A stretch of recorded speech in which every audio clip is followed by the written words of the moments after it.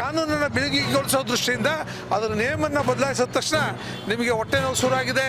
ಅಂದರೆ ಲೂಟಿ ಹೊಡೆಯೋದನ್ನು ನಿಲ್ಲಿಸಿದ್ರಲ್ಲ, ಅದು ನಿಮ್ಗೆ ಆಗ್ತಾ ಇಲ್ಲ. ಕರ್ನಾಟಕ ರಾಜ್ಯದ ಬಡವರ ದುಡ್ಡನ್ನು, ಟ್ಯಾಕ್ಸ್ ದುಡ್ಡನ್ನು ಲೂಟಿ ಹೊಡೆಯುವಂಥ ಕಾರ್ಯಕ್ರಮ ರಾಜ್ಯ ಸರ್ಕಾರದಾಗಿದೆ. ಅದಕ್ಕೋಸ್ಕರ ಇವತ್ತು ರಾಜ್ಯಪಾಲರ ವಿರುದ್ಧವಾಗಿ ನೀವೇನು ಗಲಾಟೆ ಮಾಡಿದರೆ ಅದ್ರ ವಿರುದ್ಧವಾಗಿ ಭಾರತೀಯ ಜನತಾ ಪಾರ್ಟಿ ಮೈಸೂರು ನಗರ ಘಟಕ ಇವತ್ತು ಹೋರಾಟವನ್ನು ಮಾಡ್ತಾ ಇದೆ. ಅಂಕಿತವನ್ನು ಹಾಕಿದಂಥ ಕಾನೂನಿಗೆ ನಮ್ಮ ಕರ್ನಾಟಕದ ರಾಜ್ಯ ಸರ್ಕಾರ ಮೊದಲು ವಿಧಾನಸಭೆಯ ಅಧಿವೇಶನ ಕರೆದಿರೋದು ತಪ್ಪು. ರಾಜ್ಯದ ಕಷ್ಟ ಸುಖಗಳ ಬಗ್ಗೆ, ಜನರ ಬಗ್ಗೆ ಕಾಳಜಿ ವಹಿಸೋದು ಮಾತಾಡೋದಕ್ಕೆ ಕರೆದಿಲ್ಲ ಅವರು.